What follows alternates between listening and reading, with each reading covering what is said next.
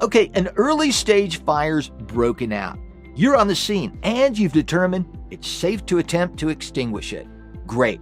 Now, although each situation is a bit different, here's the basics of an individual's fire emergency response.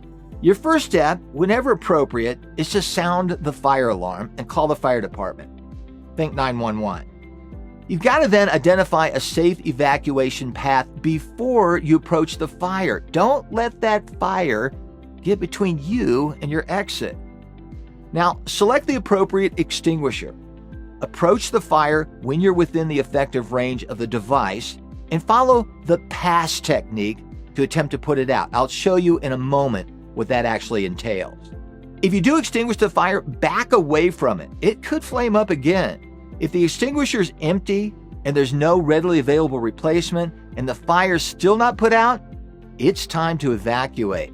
You did what you could do and hopefully you bought a little time while the professionals are en route.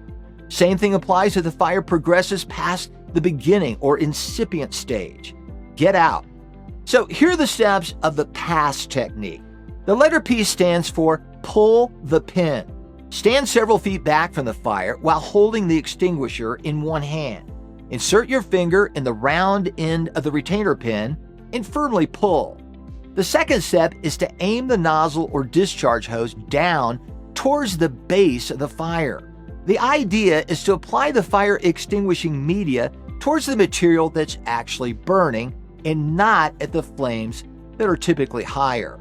Step 3 is to squeeze the handle to discharge the fire extinguisher.